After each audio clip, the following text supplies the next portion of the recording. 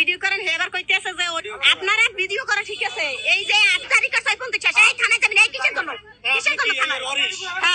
ঝালকাঠির কাঠালিয়া উপজেলায় এক প্রবাসীর স্ত্রীর করা অভিযোগ ঘিরে সৃষ্টি হয়েছে ব্যাপক চাঞ্চল্য। অভিযোগের তীর সরাসরি থানার এক এসআই এর বিরুদ্ধে। ভুক্তভোগী হনুফা বেগমের দাবি, জমিজমা সংক্রান্ত বিরোধকে কেন্দ্র করে দীর্ঘদিন ধরে তাকে হুমকি ও হয়রানি করা হচ্ছিল।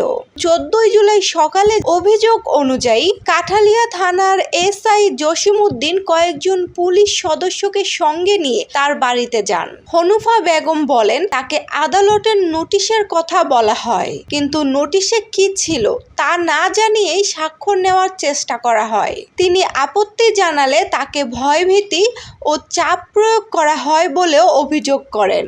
সবচেয়ে আলোচিত বিষয় হলো, যাদের বিরুদ্ধে তিনি দীর্ঘদিন ধরে হুমকি দেওয়ার অভিযোগ করে আসছিলেন তাদের একজনকেও ওই সময় পুলিশের সঙ্গে দেখা যায় বলে দাবি করেছেন তিনি। ভুক্তভোগীর ভাষ্য অনুযায়ী এক পর্যায়ে তিনি আতঙ্কিত হয়ে বাড়ির ভেতরে চলে যান। এরপর তার পরিবারের সদস্য ও বাড়ির সহকারীকে হেনস্থা করা হয় বলেও অভিযোগ উঠেছে।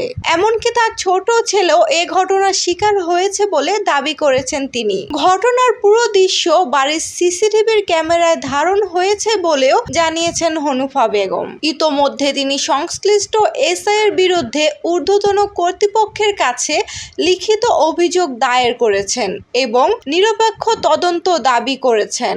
তবে এই অভিযোগের বিষয়ে অভিযুক্ত পুলিশ কর্মকর্তার কোনো বক্তব্য এখনো পাওয়া যায়নি। সুরভি জান্নাত লাবণ্য, দেশ বর্তমান।